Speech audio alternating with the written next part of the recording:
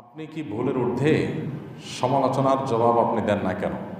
ভাই, আমরা ভুলের ঊর্ধ্বে না, আলহামদুলিল্লাহ, এটা তো আমরা স্বীকার করি। আর সমালোচনার জবাবের ক্ষেত্রে আমাদের একটা মূলনীতি আছে, এটা জানা থাকা দরকার। আসলে মূলনীতিটা হলো যে আমাদের যদি কেউ কোনো ভুল ধরে, আমরা সবসময় চেষ্টা করি যে ভুল ধরাটা কি যথাযথ হয়েছে নাকি অমূলক হয়েছে।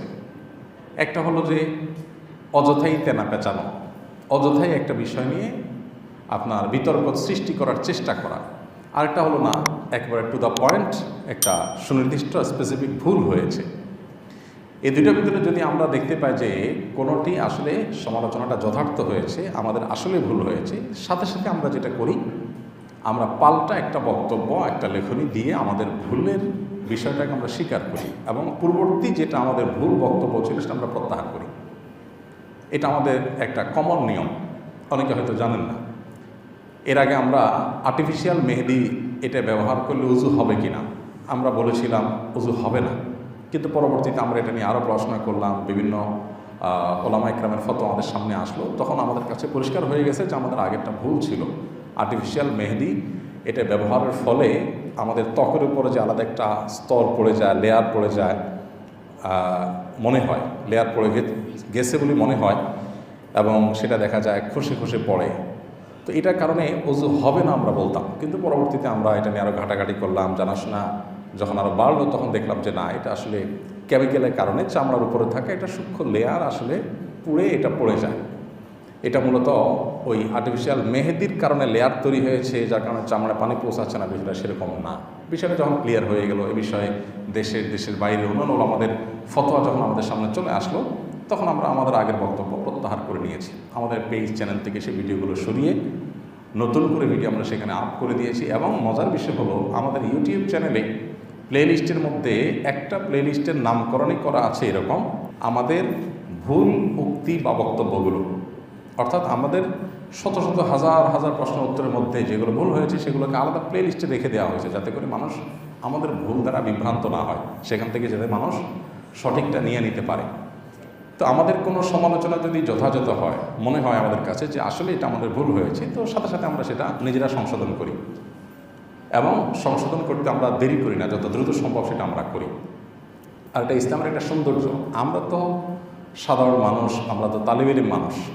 বড় বড় ইমামগণের যে সমস্ত বক্তব্য ছিল, মাসআলা ছিল, অবস্থান ছিল, সেগুলো থেকে তারা ফিরে এসেছেন এরকম হাজারো নজির আছে, লাখো নজির আছে।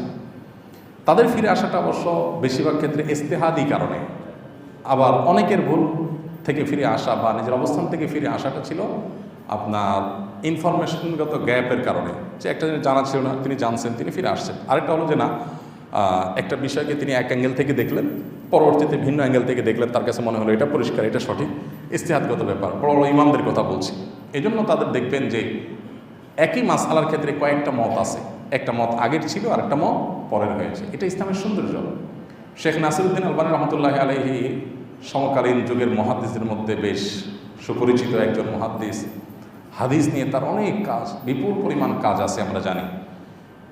তো এত বেশি কাজ, এত বেশি আপনার কর্মযজ্ঞ, এত বেশি তালিফাত, লেখালেখি, তার বড় বড় মানে ভলিউম এক একটা সাবজেক্টের উপরে তার বই লেখা, কিতাব লেখা। এরপরও তার জীবনে যে সমস্ত মতামত থেকে তিনি ফিরে এসেছেন, আগেরটা তিনি সঠিক মনে করেননি, পরেরটা সঠিক মনে করছেন, এই মতামতগুলোকে কয়েক ভলিউমের একটা কিতাবে লেখা হয়েছে, যেটার নাম হলো তারাজুআতুল আলবানী। সম্ভবত 4 খণ্ডের একটা কিতাব, মানে কতগুলো একত্র হয়েছে। তো এটা ইসলামের সৌন্দর্য। আমাদের কোনো ভুল কেউ ধরলে, প্রশ্নকর্তা ভাই যেরকম মনে করছেন যে আমরা কোনো পাত্তা দেই না, আসলে ব্যাপারটা সেরকম না। কোনো ভুল যদি মনে হয় যে আমাদের আসলে ভুল হয়েছে, ইনফরমেশন একেবারে সুস্পষ্ট ভুল, আমরা সে সাথে সাথে সংশোধন করি। এরকম নজির আপনি আমাদেরকে যারা নিয়মিত ফলো করেন তারা দেখবেন যে অহরহ আমাদের এই যাবৎ প্রশ্নোত্তরের সেশন যেগুলো হয়েছে আমাদের পেজে লাইভ অনুষ্ঠানে, 200, এখন প্রায় 250 মতো, 250 হতে যাচ্ছে পর্ব। তো প্রত্যেকটা পর্বে যদি এভারেজে আমরা 50 থেকে 60টা প্রশ্নের উত্তর দিই, সেক্ষেত্রে কত হাজার প্রশ্ন হয়। আর অন্যান্য যত প্রশ্নোত্তরের সেশন আছে সব একসাথ করলে হয়তো আমাদের 20-30 হাজার প্রশ্নের উত্তর পর্যন্ত মিনিমাম দেওয়া হয়েছে। এই 20-30 হাজারের ভিতরে আমাদের 20-50টা বা 100-150টা মাসআলাতেও ভুল হওয়াটা অস্বাভাবিক নয়, আমরা মানুষ। সেই হিসাবে আল্লাহ মাফ করুক, অহংকার থেকে আমাদের কোনো কেউ সমালোচনা করলে আমরা সাথে সাথে করি। কিছুদিন আগে আমাদের একটা গত রমজানের একটা বক্তব্যের পর এক ভাই আমাকে একটা ক্লিপ দিলেন, যে আমরা বলেছিলাম যে ফিতরা রমজানের ঈদেতে যে আমরা ফিতরা আদায় করি, জাকাতুল ফিতর বা সদকাতুল ফিতর, এটা হাদিসের ভাষ্য হলো মান আদ্দাহা ক্বাবলা সালাতি ফাহিয়া সাদাকাতুন মাকবুলা ওয়া মান আদ্দাহা বা'দা সালাতি ফাহিয়া সাদাকাতুন মিনাস সাদাকাত। ফিতরা এটা যদি কেউ ঈদের নামাজের আগে দেয় তাহলে আল্লাহর কাছে গ্রহণযোগ্য হবে, আর ঈদের নামাজের পরে দিলে এটা সাধারণ দান হয়ে যাবে, মানে ফিতরা হবে না। এটা ছিল আমার বুঝ, সেই অনুযায়ী আমরা উত্তর দিয়েছি। পরে এক ভাই আমাকে একটা লিঙ্ক দিলেন যে না, এটা সম্পর্কে অন্যান্য ইমামদের বক্তব্য ভিন্ন। প্রায় সব ইমামরাই বলেছেন যে পরে দিলে আদায় হবে, অবশ্যই সেটা অনুত্তম হবে, আল্লাহর কাছে সেটা উত্তম নয়, সুন্নাহ নয়, সেটা নিয়ে অনেক কথা বলা যায়, কিন্তু আদায়ই হবে না ফিতরা, ব্যাপারটা সেরকম ইমামরা বলেন নাই। পরে আমরা দেখলাম যে হাদিসের বিভিন্ন ব্যাখ্যা ওলামা একরাম করেছেন, আমরা সেটাকে সাথে সাথে প্রত্যাহার করে পাল্টা বক্তব্য দিয়েছি। তো এটা আমাদের একটা রুটিন কাজ, যেটা হয়তো অনেকে জানেন না, এই জন্য মনে করেন যে আমরা বোধহয় কোনো সমালোচনার আমলে নেই না, আমরা বোধহয় সব জানতা শমশের ভেবে বসে আছি। না, আমাদের ভুল ধরলে কেউ আমরা খুব শ্রদ্ধার সাথে সেটাকে মেনে নিই এবং স্বীকার করি। তবে ওইটা নিয়ে খুব বেশি হইচই করার কোনো প্রয়োজন আসলে আমরা মনে করি না। ভুল কে ধরলো এটা ব্যাপার না। অনেক এই যে ফিতরা বিষয়টা যে ভাই ভুল ধরেছেন, এই ভাইকে আমি চিনি না এবং পরিচিত কোনো মুখ না, একদম সাধারণ কোনো আলেম। আলহামদুলিল্লাহ, যখন লিঙ্কটা আমাদের কাছে এসে আমরা তাহকিক করলাম, দেখলাম হ্যাঁ ওনারটাই সঠিক, আমার সাথে সাথে স্বীকার করে নিয়েছি। তো এটা তো ইসলামের সৌন্দর্য, আলহামদুলিল্লাহ। এক্ষেত্রে আমরা কোনো বাজ বিচার করি না। আর যে ভুল আমাদের কাছে মনে হয় যে এটা আসলে ভুল না, যে ভুল ধরাটা আমাদের কাছে মনে হয় যে আসলে ভুল না, এটা হলো তেনা পেঁচানো, এটা হলো অহেতুক একটা বিষয় বোঝার পরও আপনার সেটাকে নিয়ে জাস্ট একটা বিতর্ক তৈরি করার চেষ্টা, সেটাকে আমরা ইগনোর করে যাই। কারণ আমি যদি কোনো কিছু ভুল না করি, কে বললো না বললো কি বললো এটাতে আমার কিছু আসে যায় না। আল্লাহ দেখবেন আমার অন্তরের হালত। আল্লাহ যদি দেখেন যে না আমার নিয়ত ঠিক আছে, আমার বলা ঠিক আছে, কেউ এখান থেকে ভুল ব্যাখ্যা, ভুল অর্থ, মিনিং দাঁড় করে তার মতো কেউ কিছু যদি কেউ কিছু করে, এতে আমাদের চিন্তার কোনো কারণ নাই। ইয়া আইয়ুহাল্লাযীনা আমানু আলাইকুম আনফুসুকুম লা ইয়াদুররুকুম মান দাল্লা ইযা ইহতাদাইতুম। আল্লাহ বলেছেন তোমরা নিজেরা যদি হকের উপরে থাকো, তাহলে তোমার কথার ভুল ব্যাখ্যা দিল কেউ, অথবা কেউ নিজে গোমরা হয়ে সে তোমার কোনো বিতর্ক সৃষ্টি করার চেষ্টা করলে তো তোমার কিছু আসা যাবে না। তুমি নিজে ঠিক আছো কিনা, বাইনাকা ওয়া বাইনা আল্লাহ, তুমি ক্লিয়ার কিনা, তুমি আল্লাহর কাছে পরিষ্কার কিনা যে তুমি যা বলেছ সেটা তোমার ইন্টেনশন কী ছিল, নিয়ত কী ছিল, তোমার মন্তব্য সঠিক ছিল কিনা, তুমি সঠিক আছো, আরেকজন সেটা নিয়ে ঝামেলা তৈরি করার চেষ্টা করছে, কথা বাড়ানোর চেষ্টা করছে, এটা তোমার কিছু আসবে যাবে না। তো আমরা এই উসুলটা মেনটেন করি। যদি মনে হয় ভুল পরিষ্কার, সেটা আমরা সাথে সাথে ক্যাচ করে নিই। আর যদি মনে হয় ভুল নয়, তখন আমরা আরিদ আনিল জাহিলিন, আমরা এটার উপর আমল করি, আমরা সেটাকে ইগনোর করে নিজের মতো কাজ করে যাই। এবং এই পদ্ধতিটা ডক্টর আব্দুল্লাহ জাহাঙ্গীর রহমতুল্লাহের কাছ থেকে মূলত আমি হাতে কলমে শিখেছি। স্যারকে বলতে শুনতাম, স্যার বলতেন যে দেখেন, জবাব দেওয়ার পিছনে যদি আমরা সময় ব্যয় করি তাহলে আমরা কাজ করতে পারবো না। কারণ দেখা যাবে যে আজকে একজন একটা বলবে, কালকে আরেকজন আরেকটা বলবে, তখন এটা কিছু মানুষ একটা কাজ বানায় নেবে হয়তো কোনো কারণ ছাড়াই, শুধুমাত্র আপনার সময় নষ্ট করার জন্য। শয়তান আপনাকে আরেকটা কাজে ফোকাস নষ্ট করে এঙ্গেজ করে রাখার জন্য আপনাকে এই কাজে লাগায় রাখবে, কোনো দরকার নেই। আমার যদি ভুল হয় আমি সাথে একটা কারেকশন করে সামনে আগাবো, ভুল নয় হয় নাই, অহেতুক একজন মানুষ পেঁচাচ্ছে, আমি সেটা ইগনোর করে চলে গেলাম। এই মূলনীতিটা জীবন চলতে আমাদেরকে অনেক বেশি সাহায্য করবে, বিশেষ করে আমাদের জীবনে প্রোডাক্টিভিটি বাড়াতে, জীবনের সময়ের অপচয় রোধ করতে অনেক বেশি সাহায্য করবে। আমরা অনেকে দেখবেন সোশ্যাল মিডিয়াতে বিতর্ক নিয়ে পড়ে থাকি, একেবারে দিনকে দিন, ঘন্টায় ঘন্টা, উদ্দেশ্যহীনভাবে।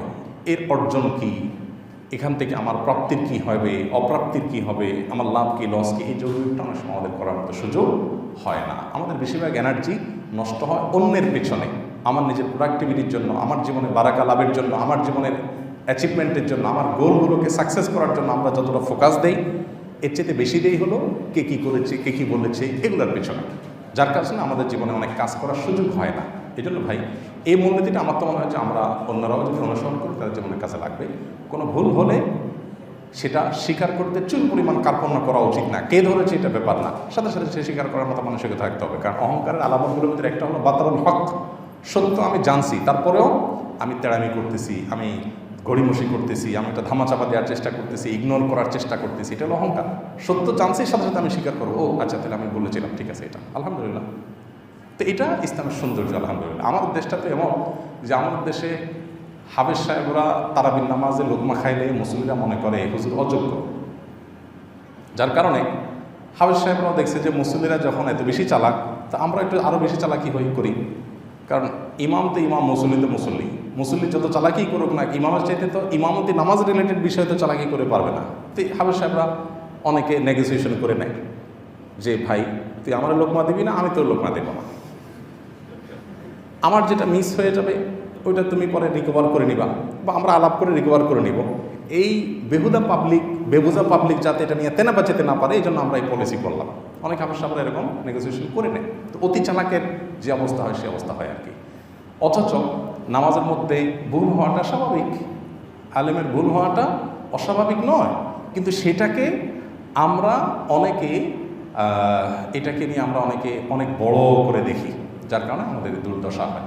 আপনি হারাম শরীফে দেখবেন মক্কাতে ইমাম সাহেবদের অনেকের কেরাতে ভুল হয়, এমন ভুল হয়, সূরা কাফিরুনের মধ্যে ভুল হচ্ছে বারবার লোক ছিঁড়ে ধরতে পারতেছেন না। সূরা ফাতিহাতে একবার ভুল হওয়ার রেকর্ড আছে। তারপরে যে আরও এমন ভুল আছে যে 3-4বার লোকমা দিচ্ছে আর লোকমা নিতে পারতেছেন না, এই অবস্থা। তারপরে উনি ওইভাবে নামাজ পড়তেছেন, কোনো অসুবিধা হচ্ছে না, ওনার চাকরির কোনো অসুবিধা হচ্ছে না। আমাদের দেশে হলে এই ইমাম 1 মাসের ভিতরে বিদায় হয়ে যেত। তো আল্লাহ তাআলা আমাদেরকে হেদায়েত দান করুন। আমাদের একটা মূলনীতি আছে, সেটা আপনার প্রশ্নের প্রেক্ষিতে আমরা জানিয়ে দিলাম।